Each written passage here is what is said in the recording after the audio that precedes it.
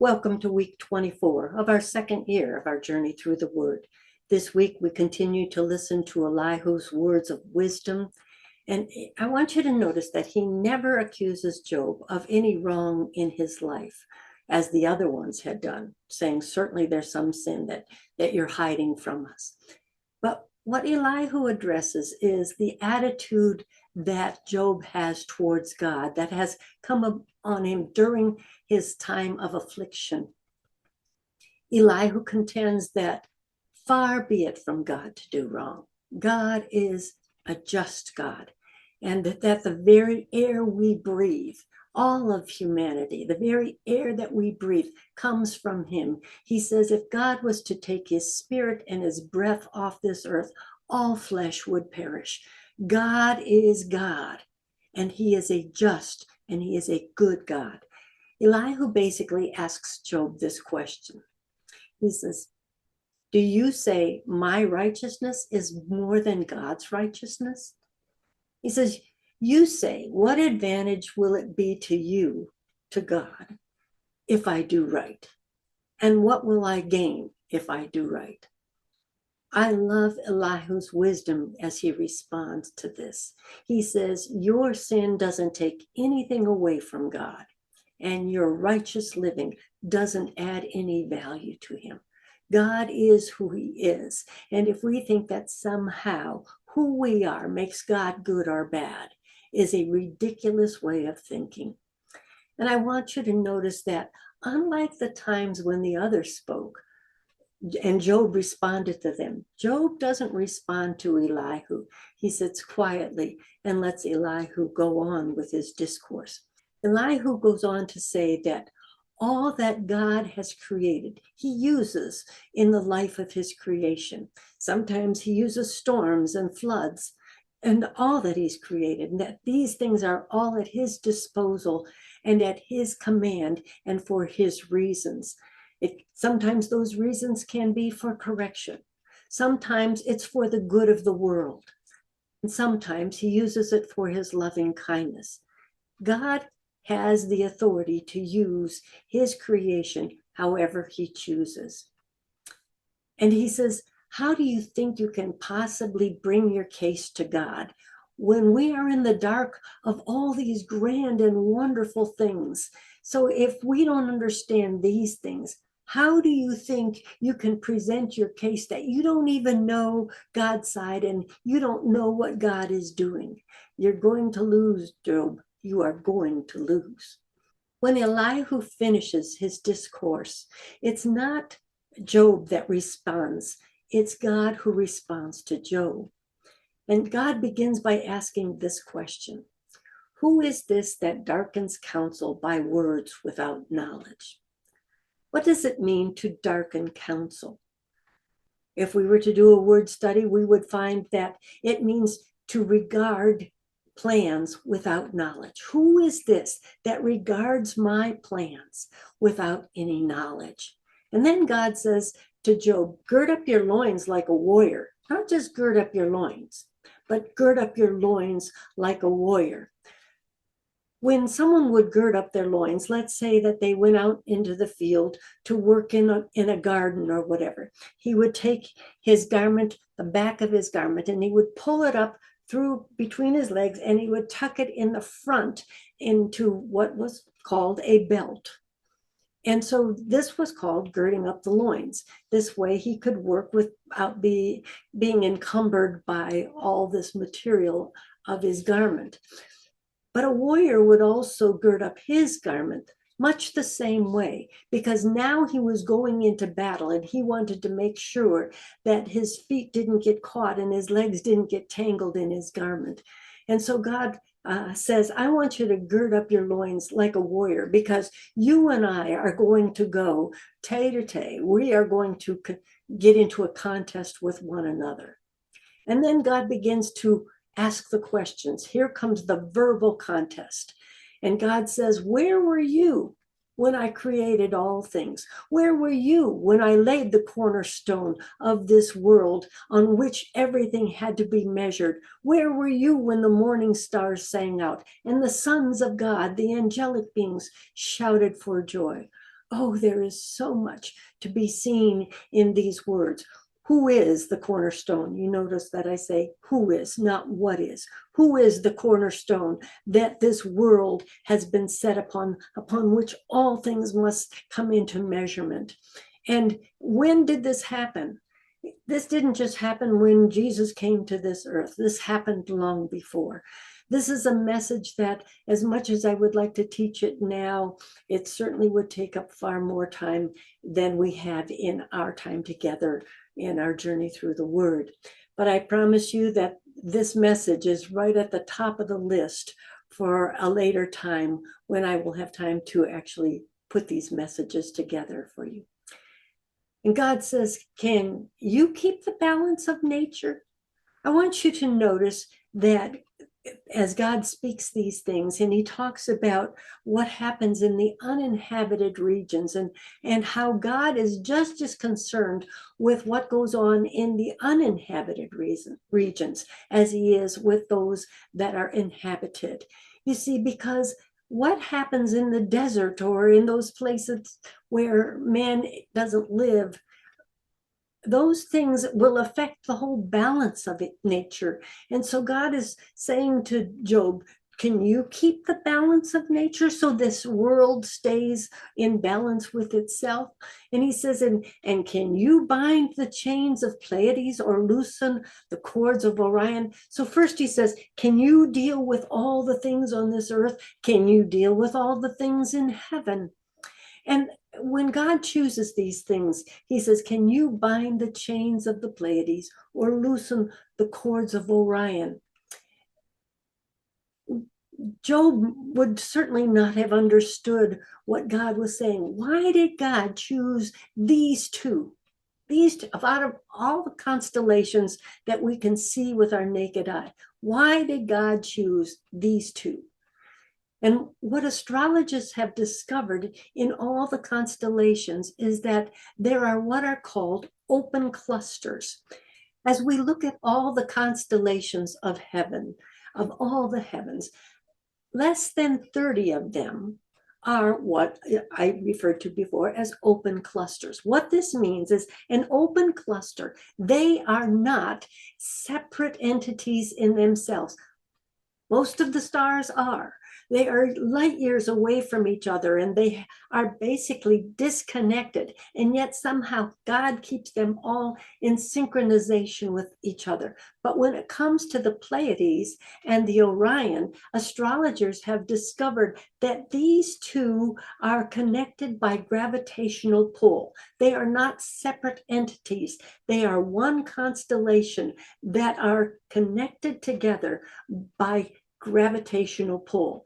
The chains of Pleiades, the cords of Orion, and who would have known? God knew. He goes on to say, do you know the ordinances of the heavens, or do you fix their rule over the earth? Do you know the ordinances of the heavens? The word ordinances there is the same word that we see translated as statutes.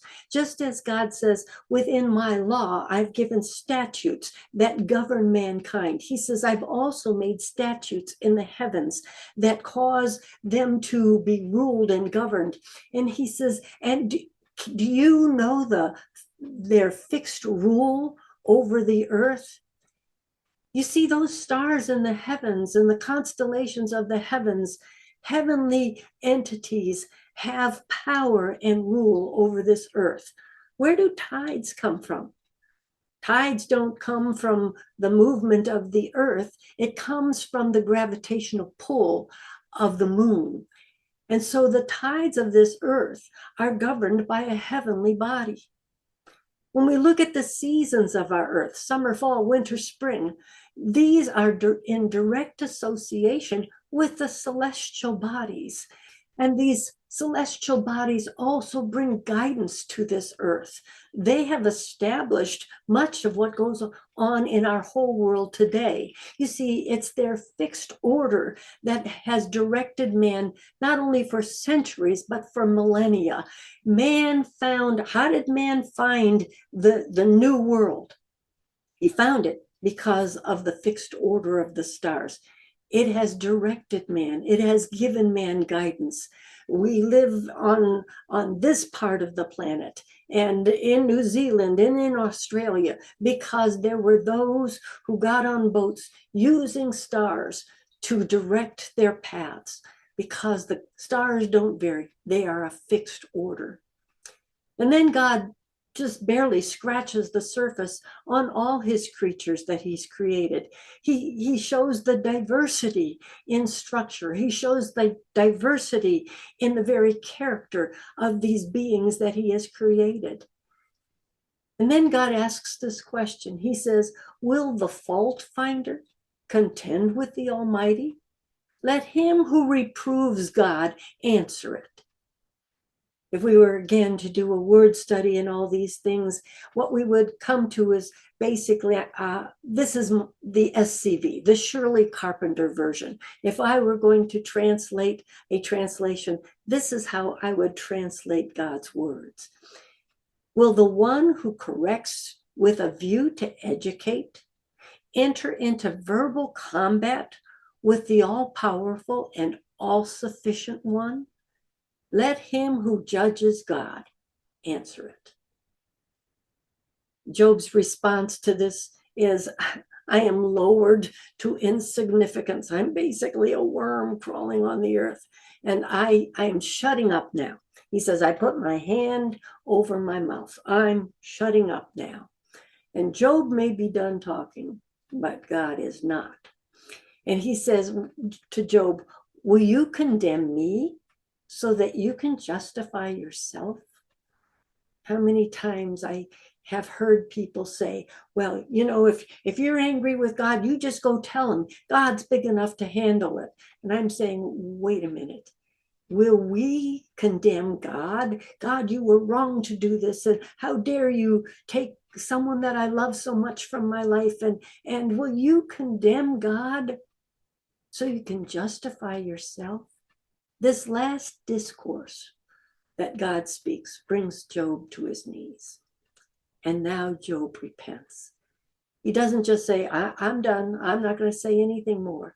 Job truly repents. Job says, I know you can do all things. I know that no plans of yours are impossible. He says, I spoke out of my own ignorance, and I will seek your response to my questions and let you instruct me. Job also goes on to say, previously I knew about you from the things that I heard, but now I know you because my eyes have seen you. What a revelation Job has had of God. Job goes on to say, I repent in dust and ashes. I don't just shut up. I repent in dust and ashes. I want you to notice that at this time, God doesn't explain to Job the plan or the contest that God had entered into with Satan. We know that at some point, God did reveal this because we have it recorded. Did he later on reveal it to Job? Did he explain it to Moses? We don't know for certain, but we know God explained it to someone. But at this moment of time, Job sees the greatness of God, and he no longer needs an explanation. And at this time, we see a time of restoration. God isn't just concerned with restoring Job. He's also concerned with restoring his three friends.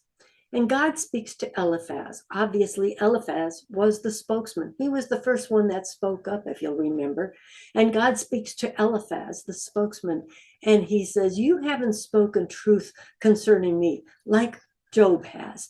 And he tells him, bring your burnt offering to Job so he can pray for you. I want you to see that God designates Job as a priest. Job now becomes the intermediary between God and his friends. For Job to walk in this place as a priest, he had to be willing to walk in forgiveness of his three friends. If he kept bitterness in his heart, bitterness would have withheld the blessing from Job's own life. And Job truly became a blessed man. We're told he had 7 sons and he had 3 daughters.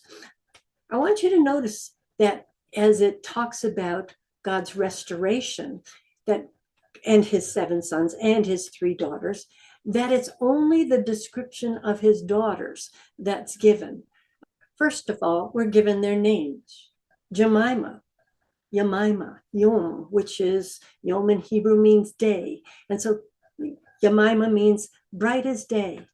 And Katsia is the plant cassia, from where they get the fragrant oils that was made into perfume.